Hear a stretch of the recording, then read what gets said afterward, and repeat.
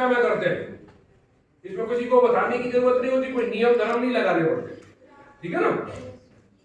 तो जो मेरी बात को अगर वैसे या वैसा कहोगे तो वो डायरेक्ट हो गया, वो क्या हो गया, डायरेक्ट। और मेरी बात को, मेरी से मतलब है कि किसी की बात को आप बदलाव के साथ कहते हैं, वो इनडायरेक्ट हो गया, ठीक है ना। इसका मतलब हमें एक सीख हुई कि नरेशन दो प्रकार के होंगे, कौन से, डायरेक्ट और इनडायरेक्ट। वेरी गुड, क्लियर हो गया ना। कितने प्रकार के हो गए हैं, दो प्रकार के नरेशन हम पढ़ते हैं, एक हो गया डायरेक्ट और एक हो गया इनडायरेक्ट। तो डायरेक्ट में क्या, जो बिना बदलाव के कोई चेंज ना करें, और वैसी की वैसे अगर हम बात किसी से कह देते हैं तो वो डायरेक्ट है ना, लेकिन वो आप पर लागू हो जाएगी। जैसे मैंने कहा प्रमोद एक छात्र है, ही की जगह मैंने नाम चेंज कर दिया और प्रमोद कर दिया, क्लियर है। मैंने कहा, ये मैं कह रहा हूं आई से, मैं कह रहा हूं प्रमोद छात्र है। अब आप प्रमोद से जब कोई बात कहोगे तो कैसे कहोगे, सर ने कहा है तुम एक छात्र हो।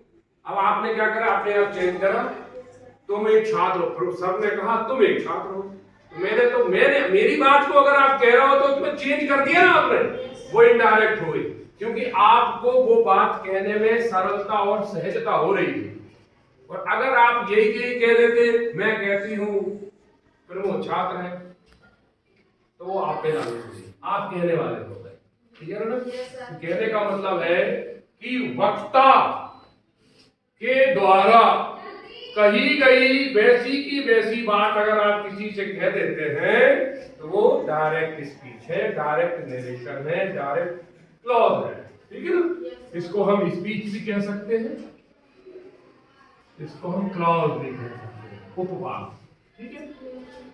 तो जो सरल लगे वो याद कर लेना, स्पीच है ना। और अगर किसी के द्वारा कही गई बात को आप परिवर्तन कर कहते हैं तो वो इनडायरेक्ट स्पीच है, ठीक है ना। अब कैसे, अब मैं इसको चेंज करूंगा तो मैं करूंगा I say that he is a student, full stop, ठीक। तो पहले वाले वाक्य में हमें दिखाई दिया कि यहाँ कॉमा लगा है और साथ में इन्वर्टेड कॉमा भी लगा है ना, तो ये डायरेक्ट नरेशन है।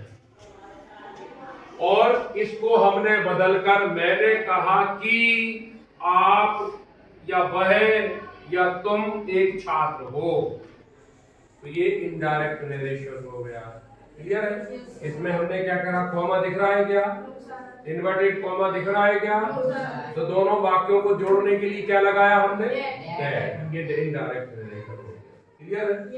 तो नरेशन कितने प्रकार के, दो, एक तो क्लियर हो गया, कौन कौन से, डायरेक्ट और इनडायरेक्ट, ठीक, ये दो चीजें हो गई एक से। अब हम जब किसी बात को जोड़ते हैं नरेशन में तो हम क्या लगा देते हैं, दैट का प्रयोग कर देते हैं पहले सिंपल वे में, ठीक है ना। ये दैट जोड़ने के बाद वो बात कंप्लीट हो जाता है और एक सेंटेंस अर्थपूर्ण बन जाता है, ठीक है। इसमें कोई डाउट है। अब इसके पोर्शन बनाए जाते हैं जब हम समझते हैं, जब हम पढ़ते हैं।